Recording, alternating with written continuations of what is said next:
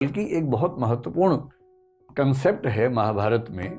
मैं आपको वो छोटी सी कहानी बताता हूं तो आप उसका आनंद ले पाएंगे कि भारतीय परंपरा में कितनी शानदार बात कही गई है। महाभारत आप जानते हैं क्या होता है ना। तो महाभारत का युद्ध चल रहा है कुरुक्षेत्र में, और युद्ध काफी सघन बिंदु पे आ चुका है, खतरनाक बिंदु पे आ चुका है। कौरवों की सेना बहुत बड़ी है, पांडवों की सेना छोटी है। बस पांडवों के पास ये है कि कृष्ण साथ में है, और कृष्ण की जो कूटनीति है, वैसे भी लठैती काम नहीं आती है, कूटनीति बहुत बड़ी चीज है लठैती की तुलना में, उसकी वैल्यू ज्यादा होती है। कृष्ण कूटनीति के इतने पुरोधा हैं कि उनके सामने बड़े बड़े जो बलशाली लोग हैं चल नहीं पाते हैं। अब हो क्या रहा है? अच्छा, कृष्ण को शुरू से अंदाजा था कि कर्ण को संभालना आसान नहीं होने वाला है, बाकी सबको संभाल लेंगे, कर्ण नहीं संभलेगा। तो कुंती ने कर्ण से एक निवेदन किया, और कर्ण ने अपनी माता से कहा, ठीक है माता जी, आप निश्चिंत रहें, आपके 5 बच्चे बचे रहेंगे। जिसमें निहित था कि मैं आपका एक बच्चा नहीं छोड़ूंगा, अर्जुन, बाकी सब छोड़ दूंगा। अब कुंती भी चिंतित है, क्योंकि वे बच्चे तो उसके हैं ना, बच्चे की चिंता किस मां को नहीं होगी। अब हो क्या रहा है युद्ध में? द्रोणाचार्य की मृत्यु हो चुकी है। अश्वत्थामा वाली कहानी आपने सुनी ही है। भीष्म भी युद्ध लड़ने की स्थिति में नहीं है, अब वो शैया पे लेटे हुए हैं, युद्ध नहीं लड़ रहे हैं। बहुत बड़े बड़े सैनिक कौरवों की तरफ के खत्म हो चुके हैं, हार चुके हैं। कर्ण कंट्रोल नहीं हो रहा, और पांडव उधेड़बुन में है। युद्ध के बाद शाम की मीटिंग चल रही है। युधिष्ठिर एक ऐसा व्यक्ति है जो बहुत ही विनम्र है, संयमित है। आप युधिष्ठिर के मुंह से गलत बात आमतौर पर नहीं सुनेंगे, क्योंकि संयम बहुत ज्यादा है। लेकिन उस दिन उस कमजोर क्षण में युधिष्ठिर भी संयम खो बैठे अपना, और अर्जुन को बोल रहे हैं कि तुम तो कहते थे कि तुम दुनिया के सबसे अच्छे धनुर्धर हो भाई। अजीब हाल है, तुम कर्ण को मार ही नहीं पा रहे। काहे की तुम्हारी धनुर्विद्या, काहे का तुम्हारा गांडीव धनुष। ये सुनते अर्जुन को आग लग गई एकदम। और अर्जुन ने एक कसम ले रखी थी, प्रण लिया हुआ था कि यदि कोई मेरे गांडीव धनुष का अपमान करेगा तो मैं उसका जीवन ले लूंगा। ये प्रण लिया हुआ था, प्रतिज्ञा थी। अब मामला फंस गया कि अपमान कर दिया बड़े भाई ने। बड़ा भाई और पिता परंपरा में एक ही माना गया है, तो पिता स्वरूप बड़े भाई ने अपमान कर दिया। अब अर्जुन परेशान है कि यार मुझे प्रतिज्ञा पूरी करने के लिए अपने भाई का वध करना पड़ेगा। कृष्ण समझ गए कि ये मामला ठीक कर रहा हूं। कृष्ण उसके पास गया, बोले चिंता मत करो यार, रास्ता है इसका। क्या रास्ता है? बोले शास्त्रों में कहा गया है कि पिता का अपमान करना और पिता की हत्या करना बराबर बात है। तो तुम युधिष्ठिर का अपमान कर दो, तुम बड़े भाई के वध के पाप से मुक्त हो जाओगे।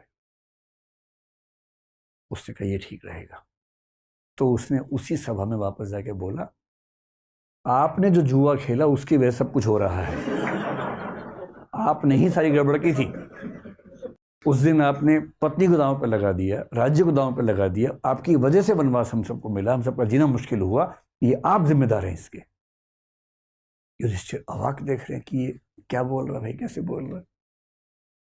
फिर कृष्ण ने संकेत किया, हो गया बस, पर्याप्त है। अब वापस आए। युधिष्ठिर तो चुप हो गए। उदात्त आदमी चुप हो जाता है, ऐसे क्या बोलेगा उसके बाद। अब अर्जुन को गिल्ट फीलिंग बड़ी खतरनाक है। कृष्ण के पास बैठ के बोल रहा है कि मैं ये झेल नहीं सकता।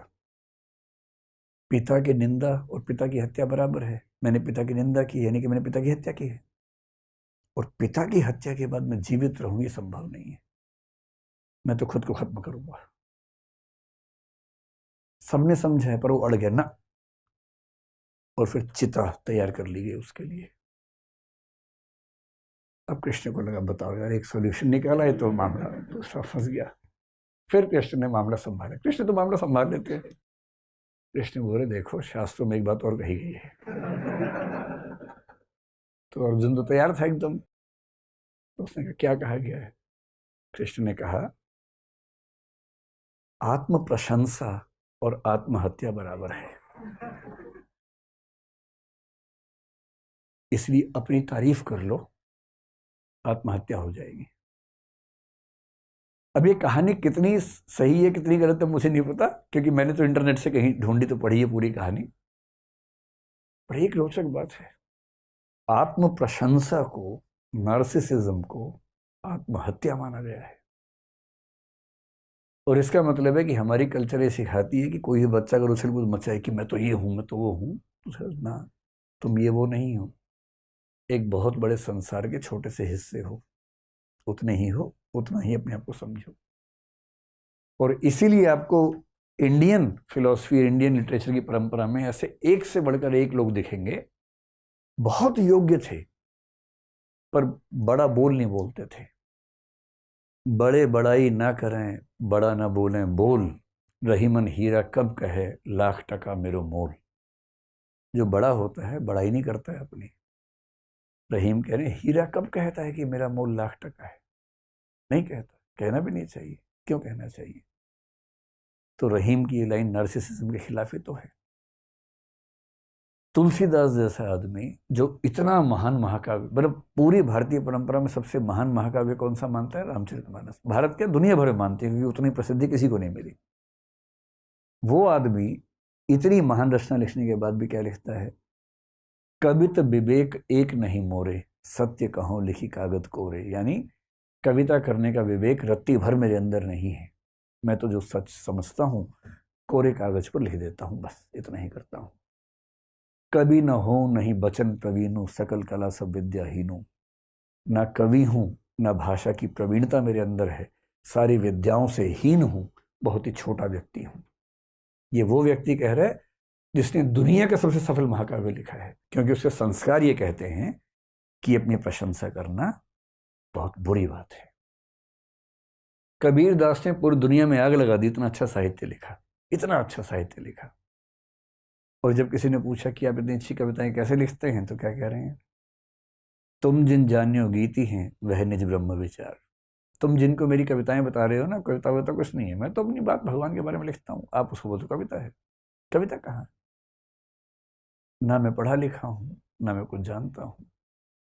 मतलब कबीर कह रहे हैं कि मैं पढ़ा लिखा नहीं हूं, जबकि उनका साहित्य पढ़ के लोग पीएचडी कर करके खत्म हो गए हैं, पर वो कह रहे हैं कि मैं तो पढ़ा लिखा नहीं। बड़प्पन की पहचान होती है अपने बारे में कुछ ना कहना, और ये बात भारतीय परंपरा में एक नहीं, दो नहीं, हजारों बार कही गई है।